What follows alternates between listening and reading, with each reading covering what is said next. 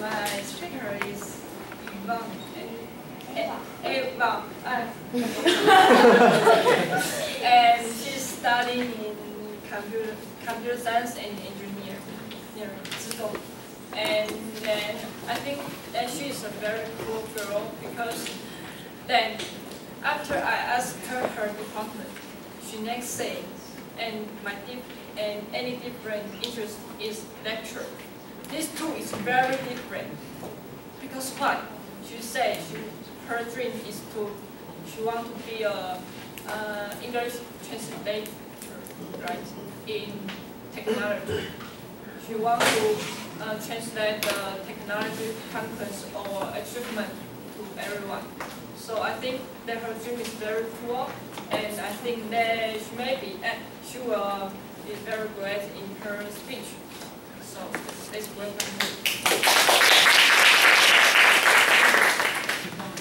Ladies and gentlemen, good evening. Good evening. Have you ever had a friend that comes from another part of the world? Yes. If not, I'd rather be honored to be your first one. So I'm the exchange student from the mainland of China. My name is Fang Jingyan. You can also call me Dreamer. That's because I have so many dreams. For example, today standing here is just one of my dreams. Well, I used to introduce myself like that. However, a foreign teacher didn't like it. He just said, "Come on, it isn't specific at all. No Americans would name himself like that." In fact, I didn't agree with his idea that dreamer is a negative word.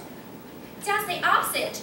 I like it because it sounds like 追梦儿 in Chinese, which means dream catcher, a word that perfectly describes me.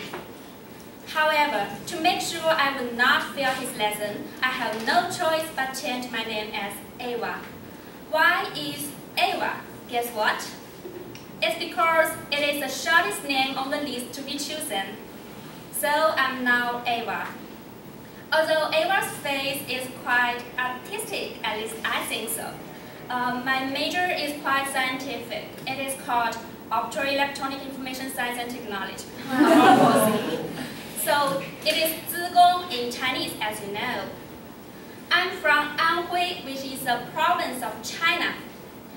Located on the eastern of China, it has Yangtze River across it, and it borders Zhejiang to the east and Jiangsu to the southeast. And the highest mountain in Anhui is very famous. It's the Yellow Mountain, Huangshan, as you know. 3 weeks ago, I took off from Anhui. As soon as I set my first step on this glamorous island, I can't help but lost my heart to Taiwan. Besides the glamorous scenery and the friendly people, what astonished me most is people's ignorance of China. I was deep in sorrow when I heard some native students curiously ask me, "Tell me, which city is the capital of China?" I feel sorry. You know, when you find out that people know nothing about your motherland, you will be very, really sorry. So I hope you know which city is the capital of China. Tell me, please. Thank you so much. So I was in blue, and I am in blue. How